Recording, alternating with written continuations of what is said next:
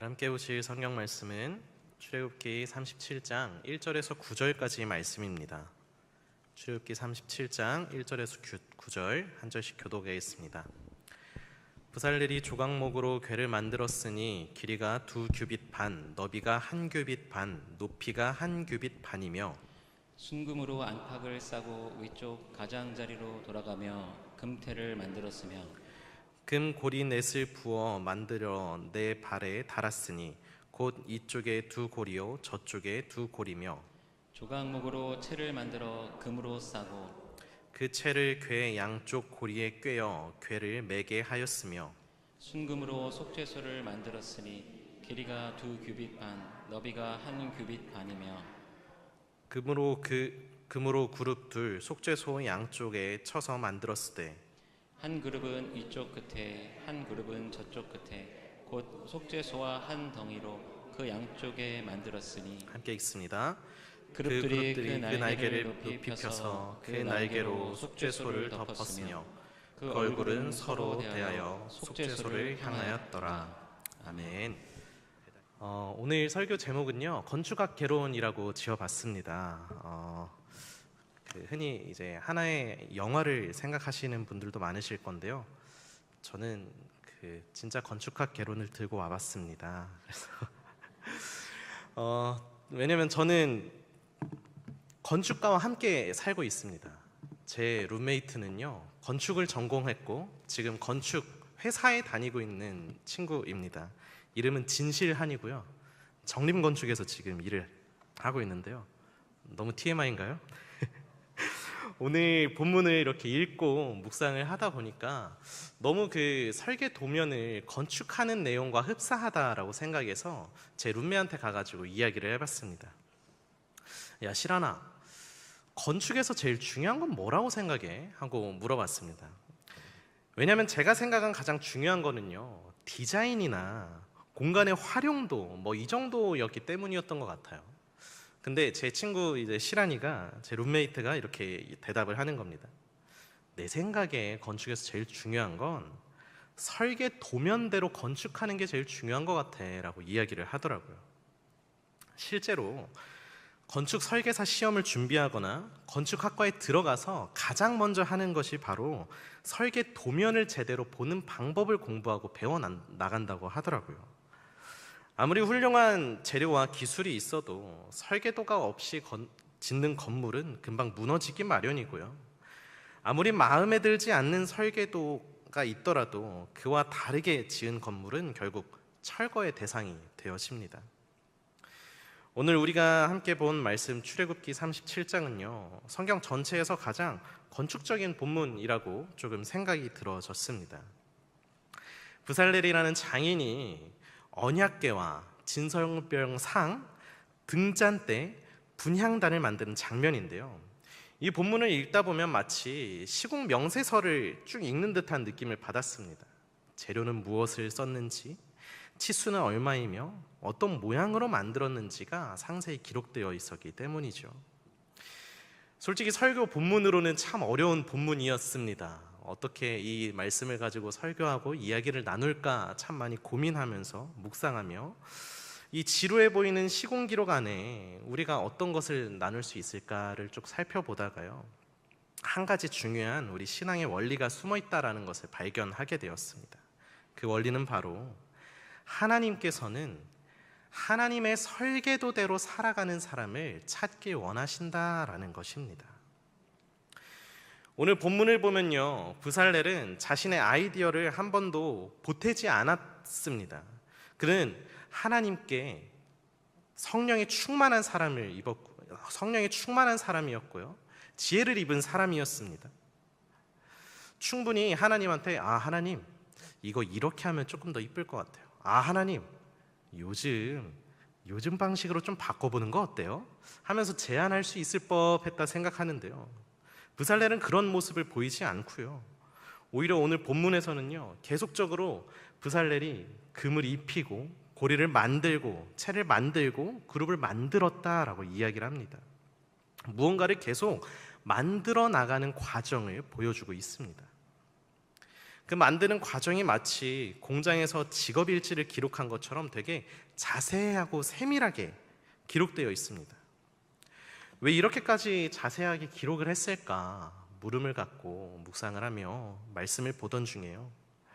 성경은 브살렐의 창의성을 자랑하려고 했던 것이 아니라요, 하나님의 말씀을 한치의 오차도 없이 이뤄낸 순종의 모습을 기록하고 싶었구나라는 것을 알게 되었습니다. 이 장면은 브살렐이 어떻게 얼마나 멋진 것을 얼마나 훌륭하게 만들어냈는가를 증거하는 것이 아니라요, 하나님의 말씀대로 하나님이 기록한 설계도대로 그가 어떻게 만들었는가를 기록하고 있는 것입니다. 사실 이 설계도는 출애굽기 25장에서 하나님이 이미 모세에게 보여주신 것이지요. 모세는 산 위에 올라가 설계도를 받았고 브살렐은 그 설계도를 그대로 구현해냈습니다. 브살렐은 뭔가 새로운 것을 만들어내었던 사람이 아니라요, 하나님의 뜻을 눈에 보일 수 있도록 드러냈던 사람입니다. 여기서 우리 성도님들께 하나 질문을 드리려고 합니다. 우리는 하나님의 설계도대로 순종하며 살아가는 삶을 살고 계십니까? 하나님의 뜻을 눈에 보일 수 있도록 드러내며 그 삶을 살아내고 계십니까? 아니면 그 설계도를 내가 원하는 대로 내 마음대로 내 뜻대로 바꾸고 변화시키고 계십니까? 우리는 하나님께 설계도를 받아놓고 자꾸 수정하려고 하는 삶을 살고 있습니다. 하나님, 이 일은 너무 힘든데요. 하나님, 조금만 돌아가면 안 될까요? 하나님, 그건 너무 세우기 힘든 뜻이잖아요. 하나님, 이 정도는 좀 괜찮지 않으세요? 처음엔 아주 작은 수정들이 이루어지죠. 벽 하나 위치를 조금 옮기는 것처럼, 창문 하나를 조금 넓히는 것처럼, 기초가 문 하나를 다른 방향으로 다는 것처럼 아주 조금 작은 것에서부터 시작합니다. 하지만 건축에서는요, 그 작은 오차 하나가 건물 전체를 무너뜨립니다. 기초가 몇 센치만 틀어져도 위층으로 올라갈수록 오차는 점점 더 커지고 불안정은 점점 더 올라갑니다. 제가 지금 살고 있는 저희 자취방 얘기를 좀 해드릴까 하는데요, 저희 자취방은 되게 구축 빌라입니다. 그래서 한쪽 벽면에 창문이 2개가 달려 있어요. 한쪽 벽면에 가운데에 이렇게 벽이 있고 창문이 양옆에 이렇게 원래 달려 있었습니다. 이제 저희가 들어가려고 할 때 이제 집주인분께서 이 창문을 내가 하나로 연결해서 큰 통창으로 만들어주겠다, 리모델링을 해주겠다라고 말씀을 하셨어요. 그래서 좋습니다, 그럼 그렇게 진행해 주십시오 해서 샤시도 달아주시고 창도 막 큰 통창으로 막 연결을 해주셨습니다. 처음에 들어갈 때는 개방감이 너무 좋아서 너무 만족스러웠어요. 아침에 조금 눈부신 거 빼면은 아주 만족스러웠습니다. 그런데 문제는요, 그 다음부터 좀 시작됩니다. 제가 이제 고향집 익산에 볼 일이 있어가지고 익산에 좀 오랫동안 내려갔다가 다시 서울 자취방에 올라왔었던 때였습니다. 이제 서울에 올라와서 그 무거운 짐들 낑낑 매면서 자취방 문을 열고 방 문을 여는 순간 네모 사각형이어야 하는 그 창문이요, 위에가 주저앉은 채로 위에면 이렇게 곡선을 띠고 있더라고요. 샤시가 주저앉은 모양으로 이렇게 나와 있더라고요. 주변에 막 시멘트도 다 터져 있고 막 벽돌 막 무너져 있고 막 이러는 겁니다. 그래서 집주인분한테 전화해서 좀 알아보니까 그 집안이 조금 거기를 지탱해주기 힘들었던 집안이었다고 막 설명을 들었습니다. 물론 뭐 지금은 잘 해결돼가지고 여전히 따사로운 아침 햇살 맞이하면서 일어납니다. 사랑하는 우리 중학교의 성도님들, 우리 신앙도 이와 마찬가지인 것 같습니다. 작은 하나, 아주 조금의 작은 수정들이 우리의 신앙생활을 조금씩 망가뜨리고 있지는 않습니까? 작은 불순종, 작은 타협, 작은 나의 생각 하나가 결국 인생 전체를 하나님이 원하시는 모습과 다르게 만들어가고 있는 것 같습니다. 그래서 하나님께서는요, 오늘 말씀을 통해서 부살렐의 어떠한 능력들, 재능들을 더욱더 드러내게 말씀하시는 게 아니라요, 이 말씀을 통해서 순종할 수 있는 모습들을 먼저 보여주시는 것 같습니다. 출애굽기는 이 말씀 이후로도 계속 성막을 설계도대로 만들어내는 이스라엘 백성들의 모습들이 쭉 기록되어 있습니다. 아주 길게 적어두고 있는데요, 성경에서 분량이 길게 설명되고 보여지는 것은 그만큼 중요하다라는 것이지요. 하나님께서는 이스라엘 백성들에게 설계 도면을 주셨습니다. 그리고 이스라엘 백성들이 그 설계도대로 하나님이 임재하시는 곳을, 하나님과 함께하는 곳을 만들어 가고 있습니다. 설계 도면대로 그 모든 것을 순종하며 만들어가고 있는 것을 강조하시며 출애굽기를 보여주시고 계신 것입니다. 생각해보면 성경은 참 순종의 사람들의 이야기인 것 같습니다. 순종한 사람 누가 있을까? 설계도대로 순종한 사람이 누가 있을까를 좀 고민하다가요, 노아가 문득 떠올랐습니다. 노아의 방주 다들 아시죠? 노아가 왜 방주를 만들었을까요? 노아는 배를 만들어 본 적도 없는 사람이고요, 온 지면이 물에 다 잠길 정도의 비도 경험해 보지 못한 사람입니다. 사람들이 욕하고 험담하는 소리를 다 참아내면서 노아는 왜 하나님이 말씀하신 설계도대로 방주를 만들었습니까? 또한 여호수아와 이스라엘 백성들 한번 보겠습니다. 그들은 왜 여리고 성을 7바퀴나 돌았습니까? 높은 성벽으로 둘러싸인 난공불락 같은 성, 무너지지 않을 것 같이 크고 두꺼운 성을 그들은 왜 돌았습니까? 좋은 무기나 좋은 전략들, 전쟁을 이기기 위해 훈련하는 것이 아닌 왜 하나님 말씀대로 나팔을 불며 여리고성을 7일씩이나 돌았습니까? 그 해답이 우리 예수님의 말씀에서부터 나오는 듯합니다. 아버지여, 나의 원대로 마시고 아버지의 뜻대로 하시옵소서.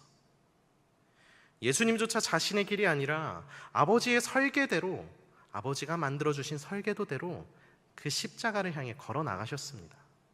성경은 하나님의 설계대로 순종한 사람들의 이야기인 듯합니다. 그리고 그 순종은요, 하나님을 가장 신뢰하는 사람들이 하는 가장 소중한 선택인 듯합니다. 바라고 원하기는 우리 중앙의 모든 성도님들은 하나님의 설계도대로 순종하는 삶을 살아내시길 소망합니다. 노아와 여호수아와 같이 순종의 주역들에 뒤어서 우리의 이야기가, 우리 성도님들의 이야기가 앞으로 성경과 같이 지속되어 기록되어질 수 있기를 축복합니다. 그렇다면 이 순종이 어디서부터 가능한 것인지 오늘 함께 보도록 하겠습니다. 부살렐이 가장 만든 기구가 무엇입니까? 오늘 말씀에서 가장 먼저 만든 기구가 뭐라고 적혀 있죠? 뭘까요? 30장 1장 그 말씀을 보면은요, 파란색으로 제목처럼 이렇게 적혀 있는 게 언약궤를 만들다입니다. 언약궤. 부살렐은 가장 먼저 언약궤를 만들었습니다. 생각해보면 조금 의아합니다. 성막을 짓는다면 먼저 기둥을 세우고 벽을 만들고 천장을 덮는 것이 먼저 순서이지 않을까 생각해봅니다. 사람이 집을 지을 때도 가장 먼저 가구를 들여놓지는 않습니다. 그런데 하나님은 가장 먼저 성막 안에 있는 언약궤를 만들게 하셨습니다. 언약궤는 단순한 기구가 아니었습니다.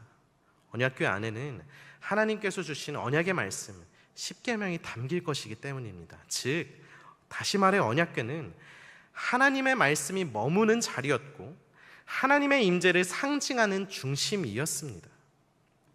하나님께서는 성막을 지으시면서 가장 먼저 말씀이 머무는 자리를 준비하게 하신 것입니다.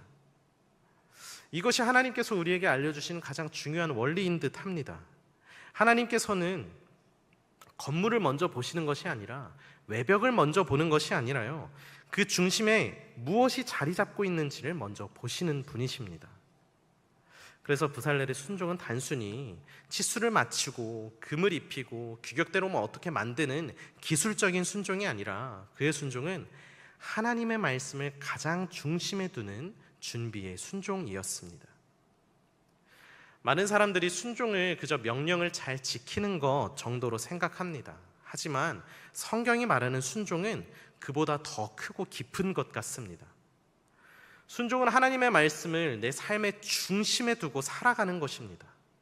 건축으로 좀 말씀드리자면 벽을 이쁘게 세우는 것이 아니라 기초가 어디에 놓여 있는가를 정확하게 파악하는 것이죠.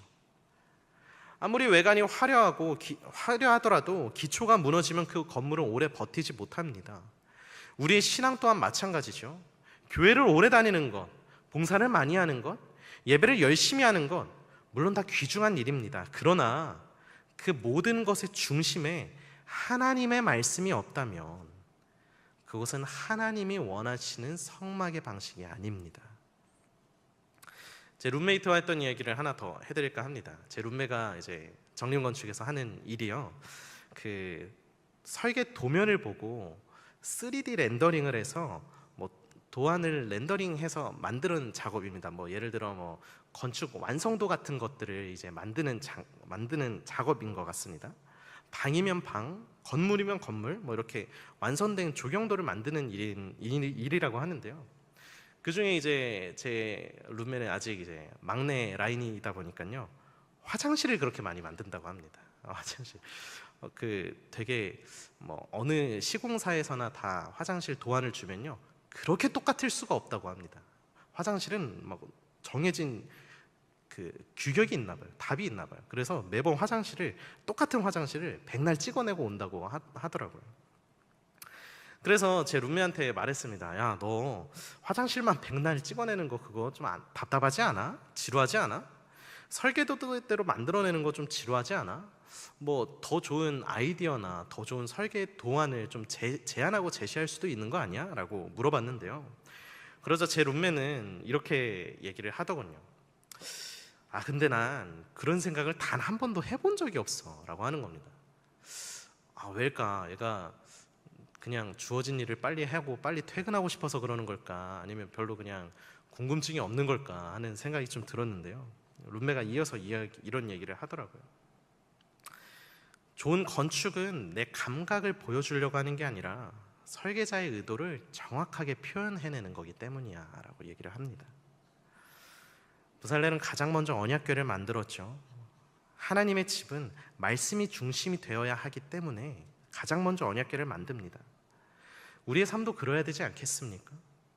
하나님께서는 오늘도 우리의 인생을 하나의 성막으로 세워가고 계십니다. 그리고 오늘 본문은 그런 우리에게 큰 질문을 던지고 있습니다. 사랑하는 딸아, 사랑하는 아들아, 내 삶의 중심에는 무엇이 있느냐? 하고 질문을 던지고 계십니다.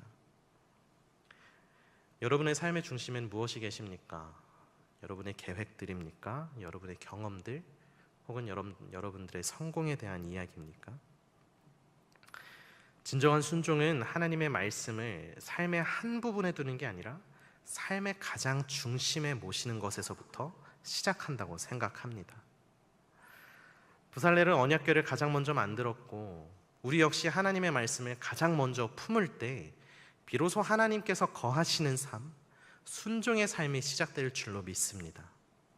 사랑하는 우리 중앙의 성도 여러분, 우리는 어떻게 부살렘처럼 순종하며 살아갈 수 있겠습니까? 순종을 어렵게 생각하시는 이유가 내가 어떠한 결심을 해야 되기 때문이라고 생각합니다. 이번에는 꼭 말씀대로 살아가야지. 이번에는 꼭 죄를 짓지 말아야지. 이번 한 주는 목사님이 하셨던 말씀 내가 잊지 않고 살아가야지. 하지만 그 결심은 우리의 생각보다 오래가지 못합니다. 한번 확인해 볼까요?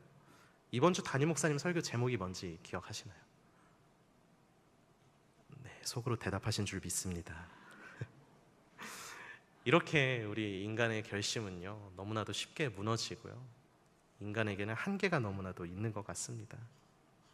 그래서 하나님께서는요, 우리에게 더 열심히 결심해, 너 성막 건축하는 거 더 열심히 해, 더 완성도 있게 해야 돼, 일자도 틀어지면 안 돼 라고 말씀하지 않으시고 오늘 본문에서처럼 먼저 말씀이 담길 자리를 준비해 라고 말씀을 하십니다. 그 먼저 말씀이 담길 자리를 준비한 사람들 성경에서 한번 좀 찾아봤는데요, 요시야 왕이 좀 떠올랐습니다. 요시야 왕은 성전 공사를 하던 중에 율법책을 발견합니다. 그 율법책을 발견하고요, 요시야 왕이 그 율법책을 읽고 옷을 찢으며 막 눈물을 흘립니다. 그동안 말씀을 잊고 살았다는 자신의 모습을 깨달았기 때문이죠. 그 후에 그의 행동은 우상을 부수고 산당을 헐고 유월절을 회복합니다. 왜냐? 말씀이 그 삶의 중심이 되었기 때문입니다. 우리 다니엘 또한 볼까요? 그는 매일 3번씩 예루살렘을 향해 기도했다고 합니다. 기도가 이미 그의 몸에 배어 있는 것이죠. 기도해야 돼 하면서 억지로 기도했던 것이 아니라요, 이미 그 말씀대로 살아가는 삶의 모습들이 그의 중심에 있었기 때문입니다. 하나님은 먼저 말씀을 담을 공간을 준비하게 하셨습니다. 매일 말씀을 읽은 시간을 비워두라고 말씀하시면서 말씀 묵상의 시간으로, 하나님과 함께하는 그 은혜와 교제의 시간으로 우리를 초청하고 계십니다. 사랑하는 우리 중앙의 성도 여러분, 하나님의 말씀이 내 마음속에 머물 수 있도록 우리의 공간을 주님 앞에 내어놓으시기를 소망합니다. 그렇게 되었을 때 하나님께서는 그 자리에 말씀을 가득히 채워주실 것입니다. 그리고 말씀이 채워질수록 우리의 삶은 한 걸음 한 걸음 더 순종의 여정으로 살아갈 수 있을 줄로 믿습니다. 순종은 내 의지로 만들어내는 것이 아닌, 말씀이 우리의 삶을 다스릴 때 자연스럽게 맺어지는 하나의 열매인 것 같습니다.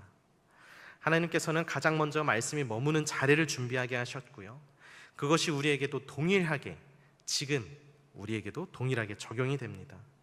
내 삶의 중심에 말씀이 자리 잡히면 순종은 조금씩 자연스러워집니다. 그래서 우리가 해야 할 일은 억지로 순종하려고 애쓰는 모습들이 아니라요, 하나님 말씀을 내 삶의 가장 중심에 두는 것입니다.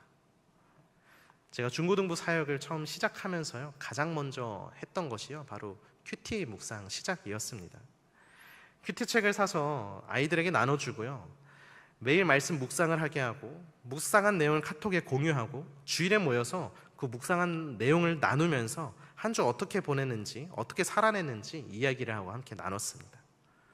물론 처음에는 아이들이 잘 하지 못했어요. 물론 그냥 숙제처럼 할 때도 많았고요. 하지만 그런 시간들이 반복될수록 아이들이 자기 자신의 허물들을 스스로 발견하게 되었습니다. 그리고 아이들이 어떻게 하면 더 말씀대로 살아갈 수 있을지를 고민하기 시작했습니다. 우리 조세윤이라는 학생이 있습니다. 우리 세윤이가요, 큐티 시간 때마다 하나님을 더 알고 싶고 하나님과 더 가까워지고 싶다고 그 기도 제목을 이렇게 나누는 겁니다.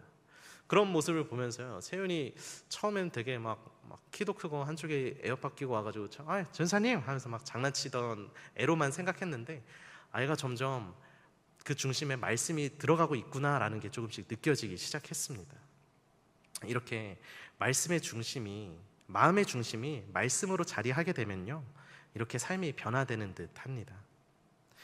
사랑하는 우리 성도 여러분, 매일 말씀을 읽고 말씀 묵상하시며 말씀을 기준으로 선택하시고 말씀이 내 생각을 바꾸도록 내어드리는 그 순종의 삶을 살아내시길 축복합니다. 순종은 그렇게 말씀대로 살아나가게 되었을 때 우리 삶에 부담으로 다가오는 것이 아니라 우리가 자연스럽게 행하게 되는 우리의 삶이 되어줄 줄로 믿습니다. 부살렐이 설교도를 보면서 일했던 것처럼 우리도 하나님의 말씀을 보면서 하루를 살아내는 저와 여러분 다 되시기를 축복합니다.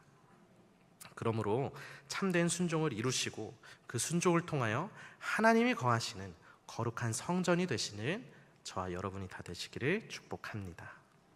말씀을 정리합니다. 건축의 시작은 설계도를 신뢰하는 것이고 신앙의 시작은 말씀을 신뢰하는 것이라고 생각합니다. 건축은 설계도대로 지어질 때 가장 아름답다고 합니다. 우리의 인생 또한 이와 마찬가지이지 않을까 싶습니다. 하나님께서 우리에게 가르쳐 주신 건축학개론의 첫 번째 수업은요, 좋은 인생은 내 생각대로 짓는 게 아니라 하나님의 설계도인 말씀 위에 세워지는 것이라는 사실입니다. 내 계획대로 세워진 인생은 화려해 보일 수 있지만 오래가지 못합니다. 그러니 하나님의 말씀이라는 설계도 위에 세워진 삶이 되어지시기를 축복합니다. 오늘 하나님께서는 우리에게 질문하고 계십니다. 너는 어떤 설계도를 따라 인생을 설계하고 있니? 물어보십니다.